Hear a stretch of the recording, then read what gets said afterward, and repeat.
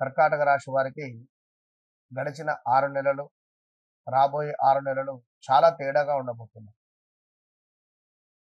2022 August నుండి కూడా మొన్నటి వరకు చాలా ఇబ్బందులు ఎదుర్కొన్నాం. మార్చి వరకు కూడా చాలా ఇబ్బందులు ఎదుర్కొన్నాం. మార్చి తర్వాత నుండి కొంత పర్వాలేదు అని అనుకునేటువంటి పరిస్థితి ఉంది. అయినప్పటికీ కూడా వివాహ ప్రయత్నాల, సంతాన ప్రయత్నాల అన్నింట కొన్ని విషయాలలో చూద్దాం. జీవితంలో ఒక ప్రత్యేకమైనటువంటి అధ్యాయాన్ని మీరు పరిచయం కాబోతున్నారు. ఈ యొక్క కర్కాటక రాశి వారు రాబోయే 6 నెలలలో గతంలో ఎదురైనటువంటి ఆటంకాలు తొలగి అదృష్టం మీ వైపు నడిచేటువంటి సమయం దగ్గర పడుతుందని చెప్పడం జరుగుతున్నది. అయితే ఒక విషయంలో మాత్రం చాలా జాగ్రత్తగా ఉండండి. పెట్టుబడి విషయంలో కానీ, వివాహం విషయంలో కానీ. ఇక ఉద్యోగంలో మీరు ప్రతిభకు మంచి గుర్తింపు లభించేటువంటి సమయం.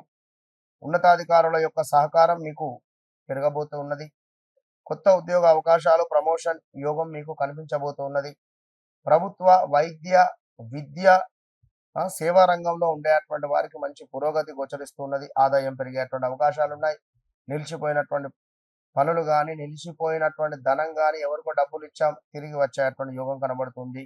భూమి, ఇల్లు, వాహనము కొనుగోలు చేసేటువంటి యోగం కనబడుతూ ఉన్నది. ఖచ్చితంగా కూడా ఇంట్లో శుభవార్తలు కానీ, శుభకార్యాలు చేసేటువంటి యోగం ఉంది.